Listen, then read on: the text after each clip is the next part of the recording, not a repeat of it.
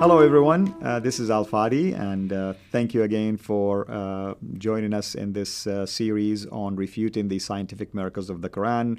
We've really been having a lot of fun going through these claims. Obviously, there is a lot of them out there. We're doing our best to cover at least some of the, maybe powerful ones so far that deserve to be addressed. And we will continue, Lord willing, myself and Dr. J. Smith, to add to this particular series. But also, periodically, you're going to hear me or Dr. Smith talking about number 2, number 3, number 4. These are our own numbers. So I don't want you to think like a Muslim, have them in that order.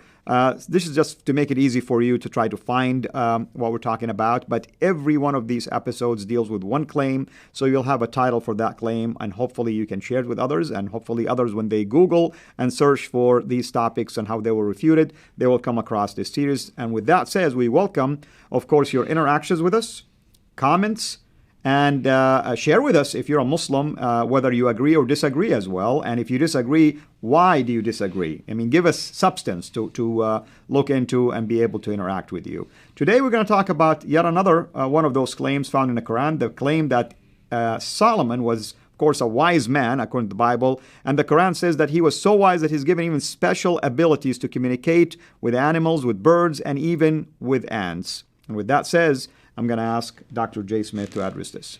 Yeah, this is a fascinating one.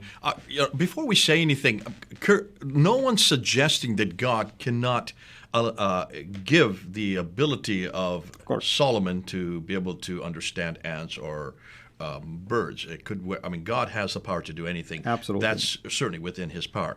That's not what we're questioning here. Okay, so when Muslims are hearing us, please, that's not what we're reading. Let's go and read the text, and let's pick out a few things that I have difficulty with. It's in chapter 27 of the Quran, and we're reading verse 18 and 19. Verse 18, till when they came to the valley of the ants. So we're dealing with ants here.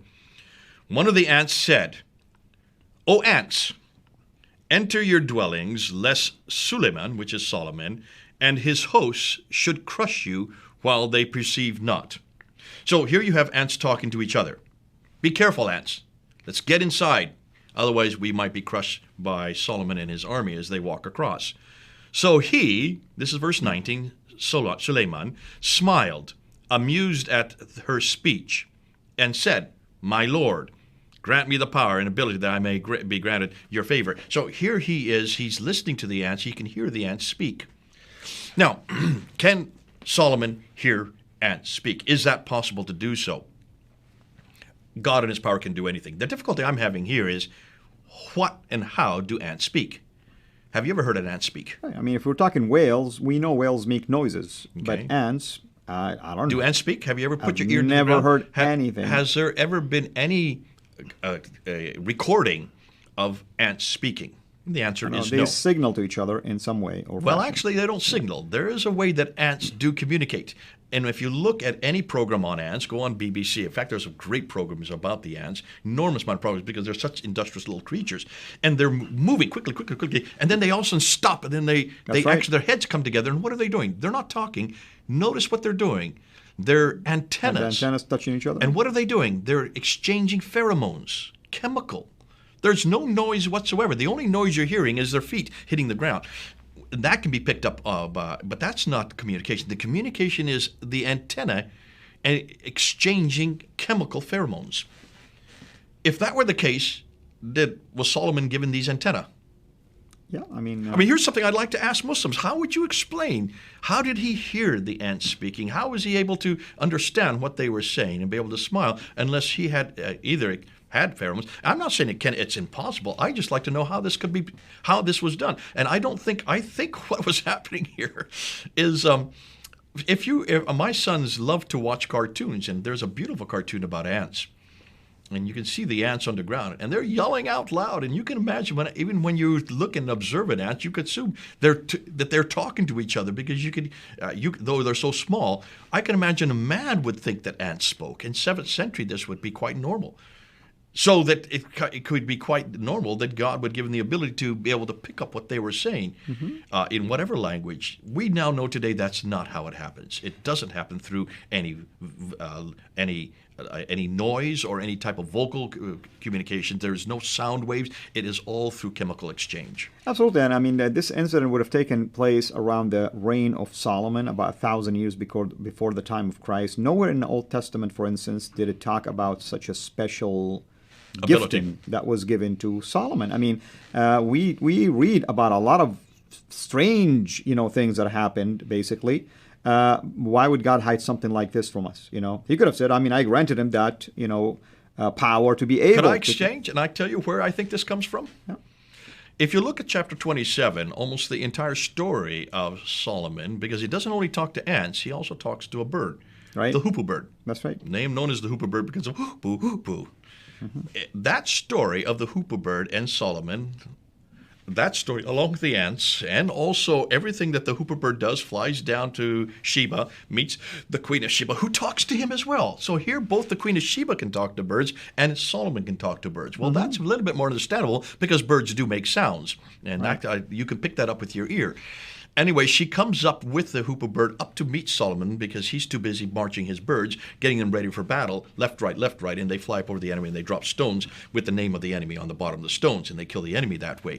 Now, that is, when she comes then to the court of Solomon, there, opens the door into the throne room. Solomon's sitting on his throne. She's across, comes in the door. As she's about ready to cross out, there is a pond. Mm-hmm. And she sees it, and she picks up her skirts to keep from getting wet. That's where the story ends in chapter 27, verse 44. It's from verse 17 to verse 44 you see this whole story, right, including the ants that we've just talked about in verse 18 and 19. Now, that story is borrowed story. That's not in your Bible. I never saw that. I would have loved to have had that story in my Bible. I missed out in Sunday school because we never had such an engaging story. And there would be movies could have been made about this, and I would have loved those movies. The reason why it's not in the Bible is because this is an apocryphal account. Mm-hmm. This is a Jewish apocryphal account. It comes from the second Targum of Esther. Second Targum of Esther, you can go to your library, you can even pick it out. That's the source for this. That was written in the 2nd century. This book was compiled in the 7th to 8th century. The Jews that had contact with the compilers of the Quran, you notice I'm being very careful not to say Muhammad. That's why I jumped on you the other time. Whoever wrote this book had access to these stories, not to the biblical stories, for one very good historical reason. The biblical stories of Solomon, the true stories of Solomon and Sheba and all that happened in the Old Testament, had yet to be translated into Arabic. Mm-hmm. These were not translated until the 8th century. Therefore, whoever put the Quran together did not have access to the authoritative story. They just had access to the ones the Jews were giving them over the fires, the camel fires, the caravan fires at night. Those stories were apocryphal accounts. They were already translated into Arabic. That's why the Arab writers picked up these stories, like the Second Targum of Esther, written in the 2nd century. They wrote it in the 7th or 8th century. That's why you find them in Surah chapter 27. And you know what, Jay, you gave me an idea. I know you did one time a very short video about some of the sources of stories that are found in the Quran. I think we should do a series on this. We can take one There's of a whole these. other series we can do. Absolutely. Because people need to know, here is the story in the Quran. You think it's from the Bible. Guess what? Here is the source that it came from. And this is an apocryphal account. No Jew in their right mind would go to Second Targum of Esther to say what Solomon did. Why? Ask any Jew, and they'll tell you these are nothing more than children's fables. That's right. That's right. I mean, rabbinic teaching, Talmud, Midrash, who knows? All of these were more like children's fables. They were taught to kids like bedtime stories, but they would take these stories that they heard from as they would be traveling, because remember, most of them were in the diaspora. They had been thrown out of Jerusalem in 70 A.D. at the destruction of the temple. They had to move out into the diaspora. They took their scriptures with them, wrapped up in their scrolls. Those they protected. They didn't let anybody read them. But what they would tell the kids at nighttime were these stories they heard. They were counting from other sources. They would take these stories and put biblical names to them. Right. So Solomon was given in. But no Jew would ever tell their kids, this is what happened to Solomon. If you want to know what happened to Solomon, come back to the scrolls. Absolutely. Come back to this book. And I know we're not talking about the fall, but even the story of the fall and the idea that Satan basically, the one that refused to bow down and worship Adam when he was created and caused them to stumble, and then God forgave him after the fall. I mean, there is another source for that as well. Listen, we can go to chapter 5, the story of Cain and Abel. We know the source for that. We can go to chapter 21, verse 51 to 71, the story of Abraham in the Kaaba, destroying the idols and then being thrown into the fire pit. We know the source for that. In every one of these, you can almost see, we can pretty much look at good 70% of the biblical material in the Quran and source it back to apocryphal writings. Yep. Some of it is from the Old Testament itself. No doubt. There is a mixture. There is some truth, but then there is other... But these fantastic things like ants speaking to Solomon, or some able to hear the ants, that is from an apocryphal account. That comes from the Second Targum of Esther. Absolutely. Well, as you can see, everybody, we are already making planning for a brand new series. So hold on, until we make that announcement, because it seems that we can do a whole bunch of videos just on sources for many of these stories that are found in the Quran. But hopefully you've enjoyed this particular one, dealing with this claim that Solomon, and as my brother here mentioned, we're not really doubting that God can give those abilities to Solomon, or anyone for that matter, to communicate with birds or ants, but we're wondering, how could this be possible? What is the source for it? And therefore, we need to at least pause for a second and ask these kind of questions. So hopefully you find this yet another helpful tool in your ministry. Thank you so much for joining us, and God bless you. Thanks for watching. Make sure to like and subscribe. Also, hit the bell so that you don't miss future videos. And please consider becoming a patron at patreon.com/Sira International. And together we can introduce Muslims to the gospel of Jesus Christ. Thank you.